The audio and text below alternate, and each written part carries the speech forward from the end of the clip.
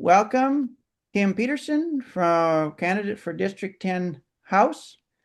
The South Dakota Property Rights and Local Control Alliance, SDPR-LCA, thanks you for participating in our 2026 primary legislative candidate video survey. As a nonpartisan grassroots organization, SDPR-LCA is dedicated to protecting private property rights and maintaining local authority. Following the 2024 general election, where 65 of 66 South Dakota counties voted no on Referred Law 21, voters are eager to hear where the 2027 legislative class stands on these core issues. So the ground rules for the survey, we ask you to introduce yourself for a minute and a half, and then we've got 5 questions of 2 minutes each, and then a closing statement of 2 minutes. Then you're free to go. All 5 questions will focus specifically on property rights and local control. And I guess you had the questions in advance, so you can formulate answers. And the recordings will be posted on our Facebook page, YouTube channel, and website. So, Kim, I'd like you to introduce yourself to the voters. Please tell us about your background, your connection to your district, and what specific conviction or event led you to step forward and run for the South Dakota legislature in 2026. Hi, thank you so much for having me. Yeah, my name's Kim Petterson, and I'm running, as you said, in District 10 for House.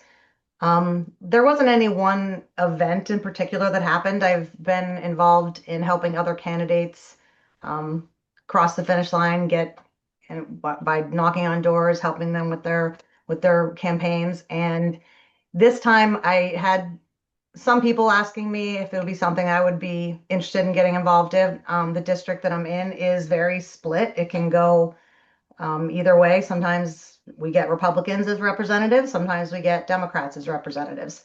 So it's a competitive district. And we're able to get a Republican in a House seat 2 years ago. And felt like I was called after multiple people asked me, and I really gave it some difficult thought process, and just decided that it was a good opportunity to possibly get another Republican in this empty seat. We had a Democrat that turned out. So I decided to step up and get involved. Okay. Very, very good. So are there any other Republicans running against you in the primary or not? There are. We do have a 3-way primary. Okay. The incumbent, and then myself and one other Republican running. Okay. Very good. Okay. So the first question is district specific. What do you identify as the primary property rights issue in your district? And what is your single most serious concern regarding it, such as resource depletion, loss of local control, or unintended consequences? Yeah, I think that probably the most important in my district, we are an urban, we're right in central Sioux Falls for the most part, would be the data centers that are being proposed to be built in the area. And I think that probably resources depletion would be one of the main concerns regarding that. Where these data centers are proposed to be built is very close to residential areas. And I think with the massive amount of electricity that it takes to run these centers, that it will create increase in utility costs for the consumers in the area, as well as possibly a decrease in their property value. And there's some other factors as well, safety factors, excessive noise, and those kind of things. So that's probably the biggest concern in District 10, I would say.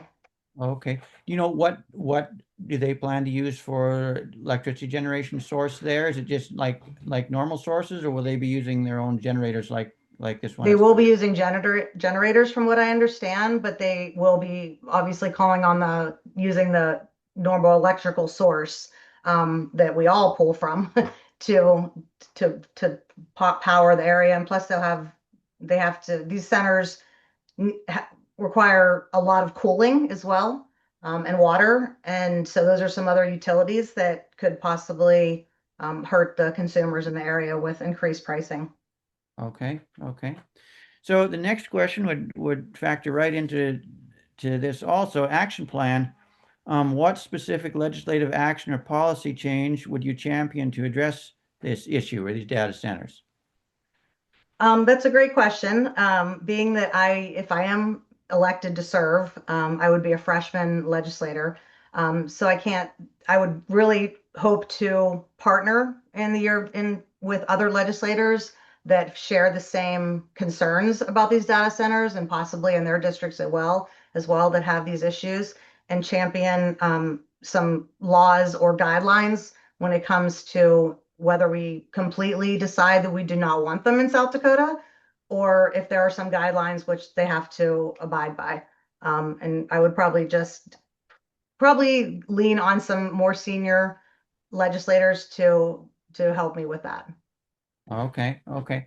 Now, I'm sure you heard when we were talking just at the beginning, they were, mentioning it, especially these big ones, are basically going to be surveillance centers. Would Mhm. you go at it from that angle at all to, try to bring that out in the open and say, look, do we really want this? Oh, absolutely. I mean, there's a need for data centers. I mean, obviously, we all use technology and there is a need for them. However, is there a need for them in South Dakota? Do we need to be taking large pieces of our land in very residential areas where they have access to utilities? That's why they need to be built in these areas, from what I understand. Do they have to be in our state? And similar to the carbon pipeline, um, it's not necessarily something that we have to abide by or go with. I mean, I don't think it's necessarily needed in South Dakota. They can put them in other states. Yeah. Okay, question three. Core components. Property rights involve the right to possess, control, exclude, enjoy, and dispossess. How is the right to exclusion at risk from state mandates in your district, and how will you protect it? Well, if our state mandates that building these large data centers close to residential areas, then that puts the rights of the people living in those areas at risk. I think that legislation against it is the best way to protect those. And I would just do what the people in my district would want me to do as their elected official. Okay, okay. Have you had, people approach you, who are concerned about these data centers? Who I have you? have. I've actually been, since I've no found out that I have a primary, I have been meeting with voters for the past several weeks, going door to door, introducing myself and asking what people's main concerns are. Um, a lot of people are saying property tax, but also I think the data centers is probably number two in line. They've heard a lot about them. They've heard the negative reasons for them, and they believe that the negative outweighs the positive in having them here in South Dakota. And the data centers could possibly increase property taxes as well. So I think that's it. They kind of go hand in hand as a concern. Uh-huh. Okay. Question four, eminent domain. Under what specific circumstances, if any, do you believe eminent domain should be used for projects owned by private corporations? Um, my easy answer is no. I don't believe it should be. Eminent domain was created for government projects to promote projects for public good, that would benefit the public, not not private companies for gain of profits. Um, Roads, easements, utility lines, water, sewage, those kind of things are used for eminent domain, not profit for companies to take people's land without reason. Okay, very good. Question five, local control. Describe a scenario in which local control is not enough protection. What comes to mind when it comes to that question is that when the CO2 pipelines, when they started discussing those, and even though we're in an urban area, the pipeline was planned to go through parts of Sioux Falls, as it traveled north up into North Dakota. And I remember going to county commissioner meetings where they were talking about how many feet had to be away from residential areas. And there was discussions, there was arguments with county commissioners about what they were proposing through the with Summit Carbon Solutions. And it obviously went from that county level that it eventually continued to gain more and more momentum that it had to go to the state legislature to be addressed. So I think that's where local control wasn't enough and it had to be escalated up to the legislative level so that the people were heard and the laws could be made to protect the people's rights. Okay. Okay. Very good. Very good. So basically, the state is there to protect us when there's. Oversee. Yeah, I mean, it's great to make decisions at a local level. I mean, I think you want to start there always because you don't want to bring everything up to a state level or even a federal level at that point. I mean, you want local control to a point so that the voters, the people that live in those communities have their rights being heard and they can make decisions at that level.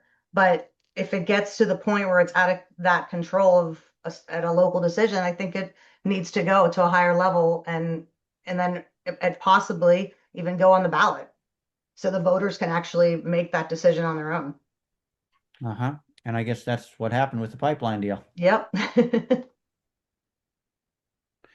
Okay, well, that is very good. In closing, as we head toward the June 2nd primary, it's vital that voters know how to reach their potential representatives.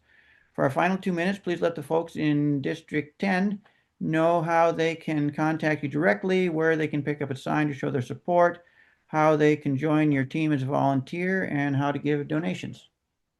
Great. Yeah, I am still looking forward to meeting many of you out in District 10 and still have many doors to knock on and visit with the voters. But for those people that are on the call or who watch this video, there's several places you can go to get in touch with me. I've got a Facebook page, Kim Petterson for District 10 is my Facebook page. I have a website. The website is kimp4sd.com. It has a volunteer form on there. It has a QR code for donations. And I also have obviously my email or call me. I do have a Venmo set up that people can donate easily to my campaign by using my Venmo, which is on my website as well. The QR code is on there. So, and I still look forward to meeting a lot of people that are in my district. Okay, well, we thank you very much, Kim, for being on with us tonight. And you still have a few minutes left if there's anything else you'd like to say. I'd just like to say thanks so much for actually giving me the opportunity to talk about this. I think that property rights are a very important issue in my district, in our state. And it's nice that there are people like yourselves that are doing this work and making the public what are the threats and what is new coming up, because it's always something. There's always going to be something around the corner that's going to try to infringe upon the rights of the people in our state. So appreciate all of you and I appreciate the time you've given me tonight.